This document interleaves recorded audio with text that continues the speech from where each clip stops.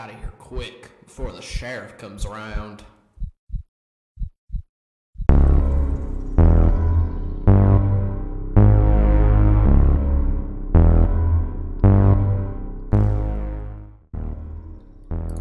Hey there guys, Lumpy here. Welcome to this new series where we're going to be playing all these spooky, scary games just for Halloween. Hallow-week. Hallow-week is just going to have all these games played for like 7 days in a row hopefully, and if not 7 days in a row then we'll have to spread them out. That's why I started early, and we just want to get it all done before Halloween. And the first game that I decided to pick is Fright remix by Crafty-HQ, someone who I knew for a really long time. And this is like one of his more recent games, if you say that, but like it's his 1 year anniversary, all things considered. That's why I decided to choose it. 21st of October.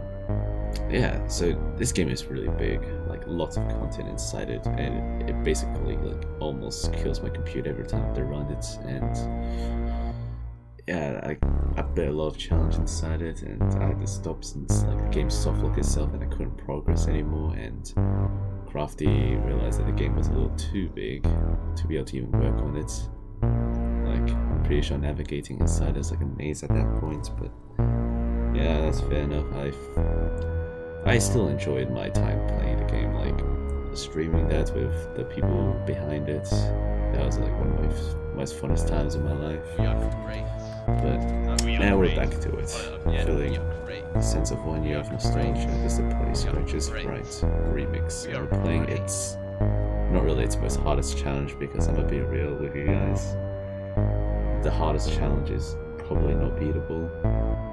Like, yes, it's challenges. Like challenges, and like there's modifiers that make your night harder, like making your movement reversed, randomizing your input hotkeys, and having a phone guy talk over other people. And like, I was considering turning that one on, but like, that's too much going on. It's gonna overstimulate my brain. So I'm just gonna play the vanilla Scratch's Fright remix, but inside of Scratch's Fright. So like, this is gonna get really confusing, but Scratch's Fright Challenge is where all of the first 12 characters are set on 20 difficulty, and the other 6 characters are on the bottom shelf are not, because they are like exclusive remix characters, and like they're a bit annoying, not gonna lie. Like the first one, Rook and Simpson, they force you to remember 4 cards, 4 numbers, 4 pictures, and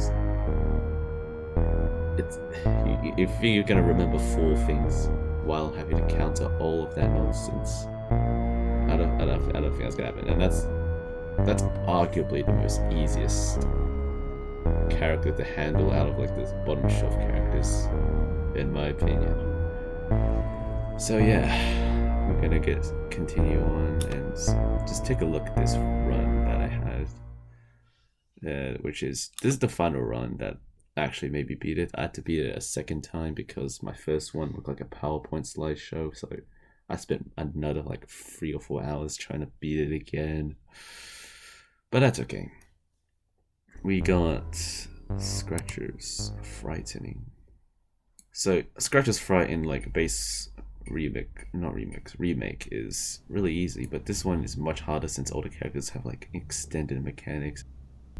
We're gonna just watch over my challenge. I didn't record my commentary because it's probably just me swearing over and over. Now, for the first hour of the night, I don't really do anything. I just wait for like the first character to show up.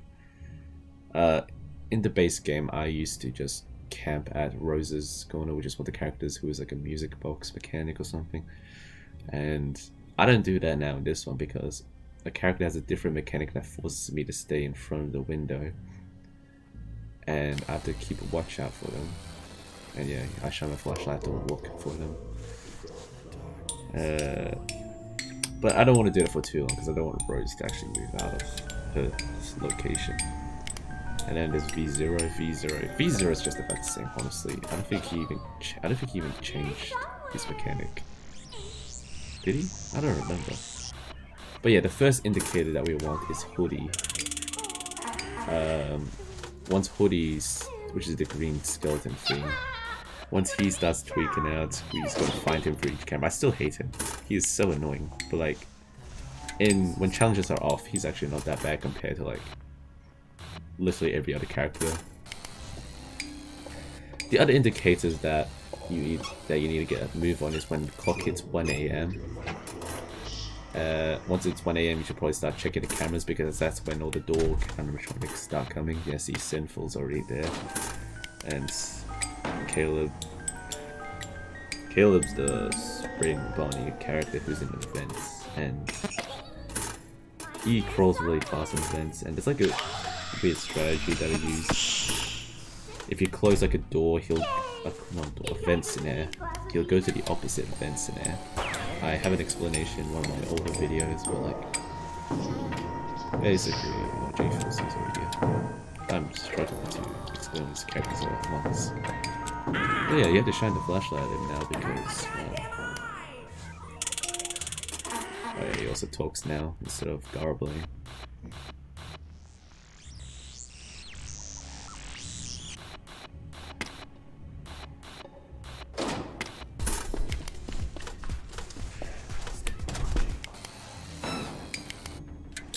So yeah, Rose is very fast. Crafty is okay. The character Crafty is very obnoxious because now he has like 2 phases. Like you have to turn the valve, and then you have to click on the pressure thing. And I always forget to do the pressure thing. It's such a thing that just slips out the mind, and just vigorously remind myself to just hit the pressure.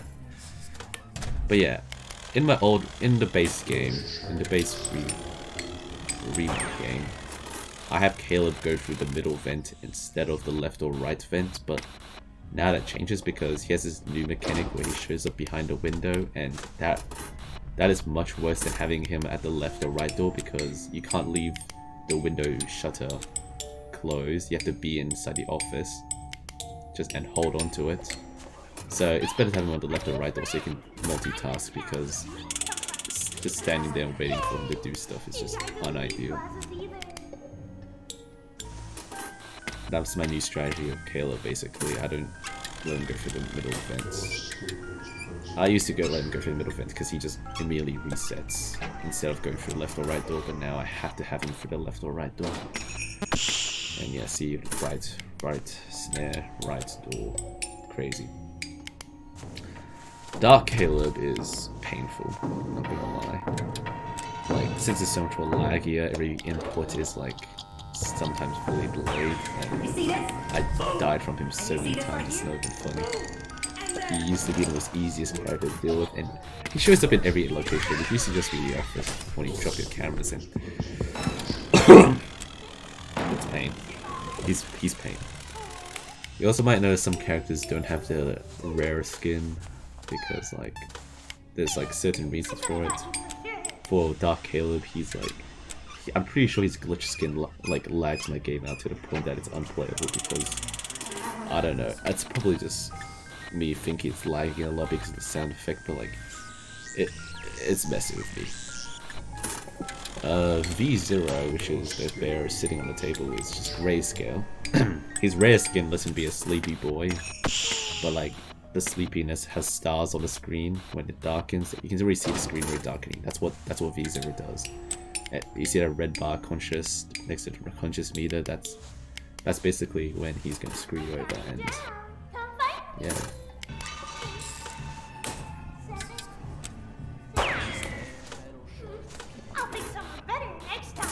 And some other characters have their different skins because they're much more easier to see, like Dolly and Broken Rabbit. Dolly, Do, and Broken Bunny. I use their rainbow and 2D skin because they're much more easier to see when you really need to look out for them. And everyone else just probably has the rare skin because they're cool as hell. Oh, oh yeah, hoodies, pants. Because why not? This part I got really lucky because if Cortez went to the other door, I would have been boned because that door is like mega broken.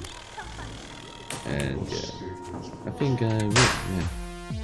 Here's the cat gif, the dancing cat gif. Oh, that's dancing. That was a lot more quicker than I expected. There's probably so much more I want to explain, but like I didn't really have time to. I think more. It's like a whole community dedicated to like beating max modes of like FNAF fan games, and like I really want to see them try it out, but like I don't know how to talk them into playing this yet. I'll find ways somehow, but like I've heard Scratch's Frights.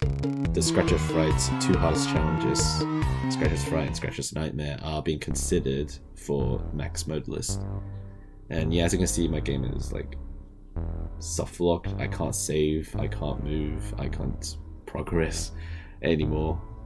Like saving doesn't work. I can't click on anything except for some stuff that don't really help. Like I'm basically stuck in this progress, but like I can still play like the hardest challenge recording and go like, wow, look at me, I bet it. And yeah, even refreshing the game doesn't fix anything. This only happens when you reach like the max battle pass, fright pass level. But yeah, this is a very I recommend playing the remake game before trying this one out because that one's generally fun as hell. Yeah, Scratch's Fright. Tomorrow I'm going to be playing a different horror game, and this time I won't be having post-recorded messages. I'll have my actual in-game reaction to all the nonsense. But yeah, and about the other further challenges like Scratch's Fright. I don't know what the hardest challenge is called. Oh, Scratch's Hell. We'll talk about it in maybe later, because like I'm getting too old for this. Like I'm not that old, but still, it's very hard. It's probably gonna take me decades to beat. So yeah, make sure to check out Scratch's Fright in the link, and I'll see you next night.